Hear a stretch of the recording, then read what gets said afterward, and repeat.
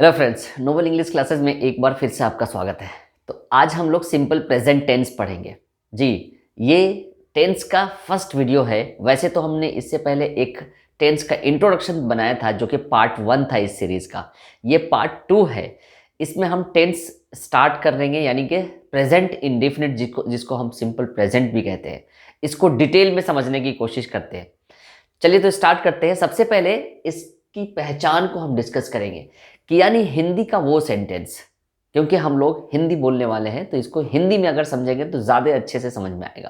तो यानी वो सेंटेंस जिसके लास्ट में ता है, ती है या ते है अगर होता है, जैसे वह जाता है, तुम खाते हो, हम सोते हैं, एट्सेट्रा। इस तरह के सेंटेंसेस जिसके लास्ट में ता है, ती है, ते है अगर होगा तो वो सेंटेंस इस टेंस के अंदर आता है, यानी सिंपल प्रेजेंट टेंस के रूल के हिसाब से वो बनता है।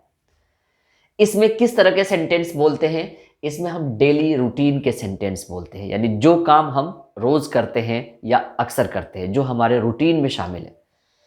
इसमें हैबिट के सेंटेंस आते हैं, जो हमारी आदत है, जैसे वह झूठ बोलता है।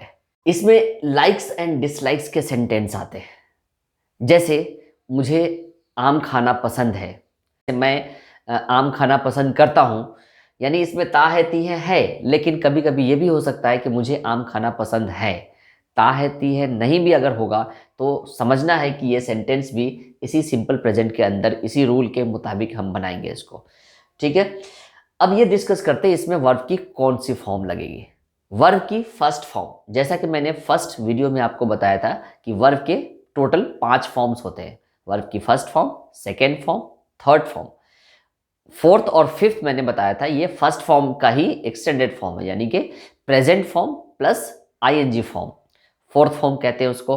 और फिफ्थ फॉर्म यानी प्रेजेंट फॉर्म, यानी फर्स्ट फॉर्म प्लस एस या ईएस लगा देने से वो फिफ्थ फॉर्म बनता है, जो कि मैंने यहाँ लिख दिया आपके लिए। फिफ्थ फॉर्म यानी एस या ईएस वाली फॉर्म को हम फिफ्थ फॉर्म कहते हैं। फॉर एग्जाम्पल, जैसे गोज में ईएस लग गया और प्लेज में सिर्फ एस लग गया, तो कहाँ पे एस और कहाँ पे ईएस लगता है, ये सिंगुलर प्लूरल जिस तरीके से हम बनाते हैं, ठीक उसी तरीके से हम इसको भी बनाते हैं।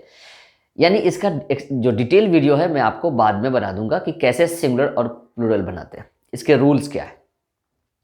अब इसके सेंटेंस को डिस्कस करते हैं। फर्स्ट सेंटेंस है मैं स्कूल जाता हूं, यानी इसकी इंग्लिश होगी आई गो टू स्कूल। मैं इधर आ जाता हूं, आई गो टू स्कूल।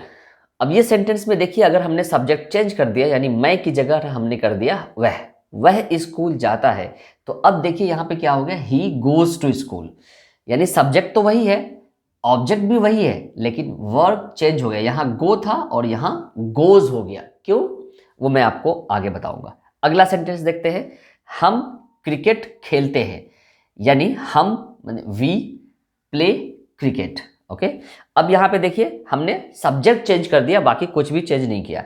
हम की जगह अब हम क्या लिख दिया, हमारा भाई। इस सेंटेंस में हम क्रिकेट खेलते हैं तो वी प्ले क्रिकेट। अब देखिए यहाँ पे चेंज हो गया, हमारा भाई यानी आवर ब्रदर। आवर ब्रदर के साथ हमने यहाँ पे वर्ब में एस या ईएस लगा दिया, यानी आवर ब्रदर प्ले क्रिकेट लिख देंगे तो गलत हो जाएगा। Our brother plays cricket. Okay, our brother plays cricket. Subject change हो गया, सब्जेक्ट के चेंज होते ही हमारा वर्ब भी चेंज हो सकता है, यही ध्यान रखना है। नेक्स्ट है उसे आम पसंद है, या वह आम पसंद करता है। बात बराबर ही है। उसे मतलब ये कोई भी हो सकता है, ही और शी में से कोई भी एक लिख देंगे, तो हमने यहाँ पे शी लिखा है। उसे आम पसंद है तो शी लाइक्स मैंगोज। अगर मुझे आम पसंद है तो आई लाइक मैंगो। आपको आम पसंद है तो यू लाइक मैंगो। लेकिन जहां मैंने किसी और के बारे में बोल दिया, चाहे आपके पापा, आपकी मम्मी, मेरा भाई, आपका दोस्त, कोई भी हो सकता है थर्ड पर्सन, मेरे और आपके अलावा, उनके साथ हम वर्ब में एस या ईएस लगा देंगे। आइए अब इसको समझते हैं डिटेल में। जैसा कि मैंने सिंपल सेंटेंसेस की वीडियोस में मैंने इस टेबल को अच्छे से समझाया, लेकिन अगर आप में से किसी ने नहीं देखा है तो आपके लिए ये रिवीजन होगा।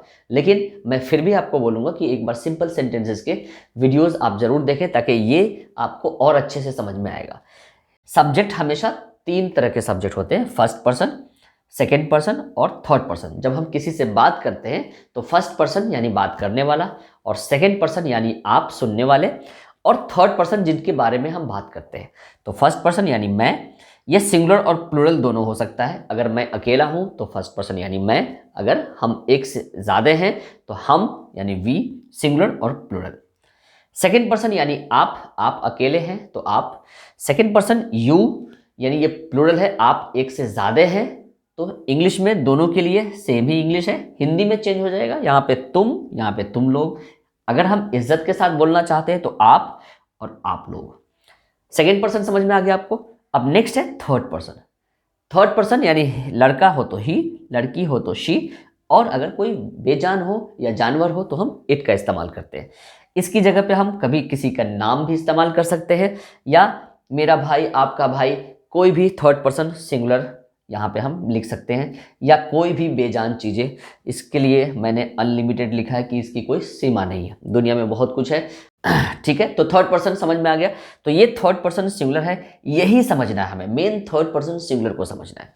अब ये थर्ड पर्सन प्लूरल, ये जो है थर्ड पर्सन प्लूरल है, ये थर्ड पर्सन सिंगुलर नहीं है, थर्ड पर्सन प्लूरल है, यानी वे लोग, हमारे और आपके अलावा थर्ड पर्सन है, लेकिन ये प्लूरल है, वे लोग। वे लोग या वे कह सकते हैं आप, दे मतलब वे लोग। एस या ई एस सिर्फ और सिर्फ लगेगा, यानी फिफ्थ फॉर्म सिर्फ और सिर्फ लगेगा थर्ड पर्सन सिंगुलर के साथ, यानी ही, शी, इट, या एनी नेम या एनी थर्ड पर्सन सिंगुलर के साथ हम एस या ई एस लगाएंगे, जिसको हम फिफ्थ फॉर्म कहते हैं। बाकी जो बच गया सबके साथ हम फर्स्ट फॉर्म लगाएंगे। यानी अगर मैं सेंटेंस में लिखता हूं आई गो टू स्कूल, तो I go to school, we go to school, you go to school, you go to school, he goes to school, यानी he goes to school, she goes to school, it goes to school, Ram goes to school, my brother goes to school.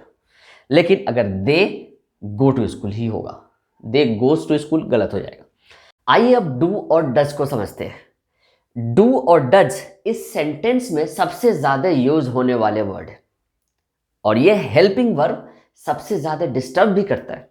और अगर आप इसको ignore करेंगे तो simple present tense आपको समझ में नहीं आएगा, आप इसमें हमेशा गलती करेंगे।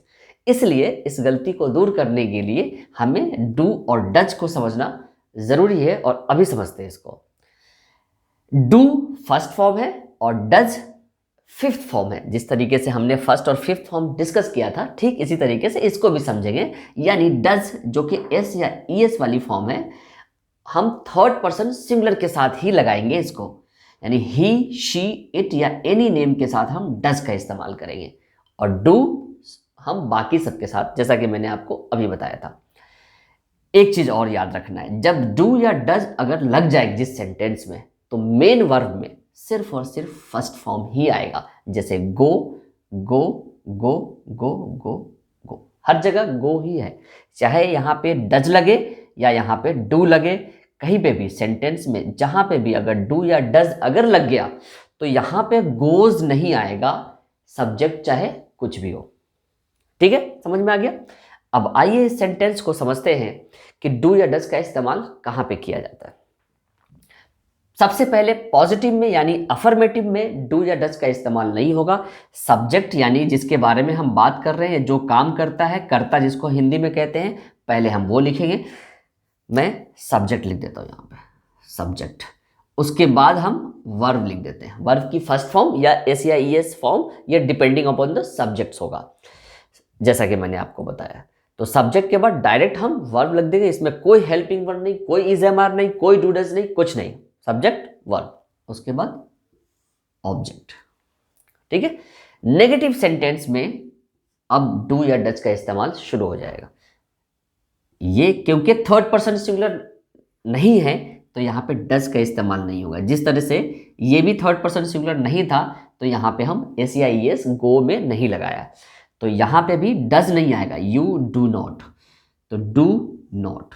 ठीक है, ये रूल है, सब्जेक्ट प्लस डू या डज प्लस नॉट, उसके बाद वर्ब की first form plus object.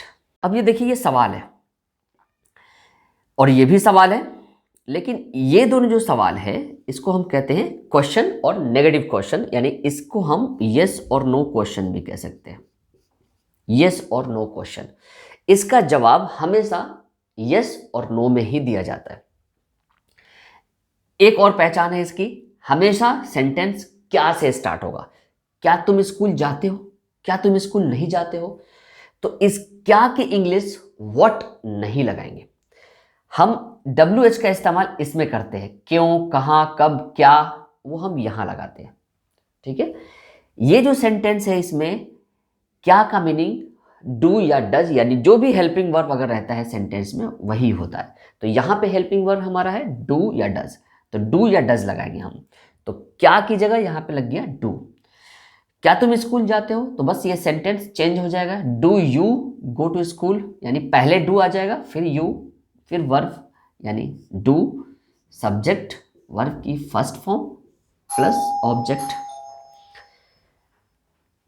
Negative questions do subject plus not plus verb की first form plus object. WH questions, why do you go to school, पहले WH फिर do फिर subject फिर verb की first form plus object. WH negative, पहले WH plus do या does, subject plus not plus verb की first form plus object. अब एक बार इसको पढ़ते, तुम स्कूल जाते हो, यू गो टू स्कूल, तुम स्कूल नहीं जाते हो, you do not go to school, क्या तुम स्कूल जाते हो, do you go to school, क्या तुम स्कूल नहीं जाते हो, do you not go to school, तुम स्कूल क्यों जाते हो, why do you go to school, तुम स्कूल क्यों नहीं जाते हो, why do you not go to school. जहां पे भी नेगेटिव है, जैसे ये देखिए, ये इस सेंटेंस में डू नॉट, फिर इस सेंटेंस में देखिए डू नॉट, यहां पे भी डू नॉट। तो जैसा कि आपको बताया है, मैंने लास्ट वीडियो में भी बताया होगा, कॉन्ट्रैक्शन फॉर्म में इसको हम डोंट लिख सकते हैं, ऐसा डोंट। ठीक है, अब डोंट से इस सेंटेंस को मैं बोलने की कोशिश करता हूं, you go to school, you don't go to school, do you go to school, don't you go to school, why do you go to school, why don't you go to school. ठीक है, समझ में आ गया। अब इसको हम subject change करके बोलने की कोशिश करते हैं। तुम की जगह अगर सब्जेक्ट वह यानी ही शी इट में से अगर कोई होगा तो देखिए ये सेंटेंस कैसा होगा। यू की जगह ही, तो he goes to school, he does not go to school, does he go to school, does he not go to school, why does he go to school, why does he not go to school. यानी वह school जाता है, वह school नहीं जाता है, क्या वह स्कूल जाता है, क्या वह स्कूल नहीं जाता है, वह स्कूल क्यों जाता है, वह स्कूल क्यों नहीं जाता है। ठीक है, आइए इसके स्ट्रक्चर को समझते हैं फिर।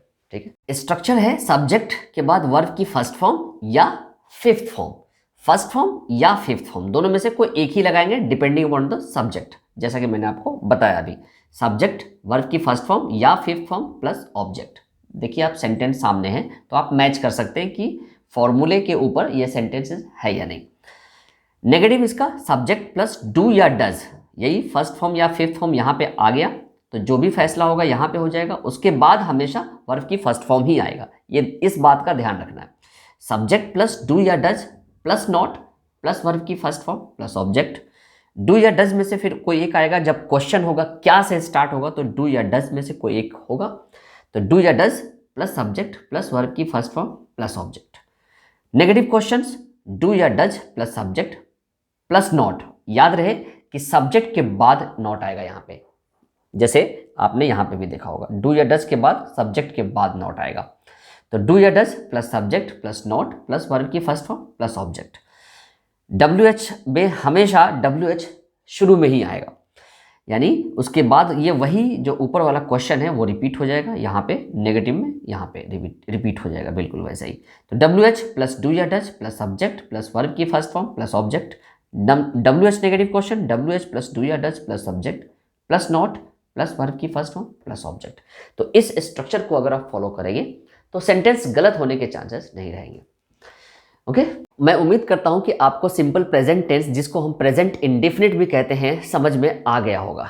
लेकिन मैं आपको जाते जाते ये जरूर कहूँगा कि ये इस टेंस को आप सिंपल ना समझें। सिंपल सिर्फ इसका नाम है, ये one of the most difficult tense में से माना जाता है। इसमें डू डज की वजह से बच्चे बहुत सारी गलतियाँ करते हैं, और ग्रामेटिकल मिस्टेक्स अगर आपने एग्ज़ाम में कर दिया तो नंबर तो कटने पक्के हैं।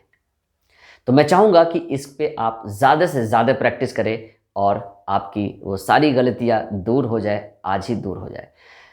तो आप कमेंट बॉक्स में ज़रूर बताइए कि ये वीडियो आपको कैसी लगे। अगर अच्छी लगे तो आप इसको लाइक और शेयर करना ना भूलें। अगर आप इसको शेयर करेंगे तो गांव में दूर दूर रहने वाले बच्चे जिनके पास कोई अच्छे टीचर नहीं हैं, जिसको एक अच्छी कोचिंग्स अवेलेबल नहीं हैं, वो भी इस टीचिंग्स का फ़ायदा उठा सके। तो मैं चाहूँगा कि आप गांव-गांव में इस वीडियो को फैलाएं, ज़्यादा से ज़्यादा वाइडली शेयर करें आप इसको, ताकि वो बच्चे जो नहीं पढ़ पा रहे वो आपको दुआ दें। चलिए, तो आज के लिए इतना ही। मिलते हैं किसी नेक्स्ट इंपॉर्टेंट वीडियो में। तब तक के लिए good bye and take care.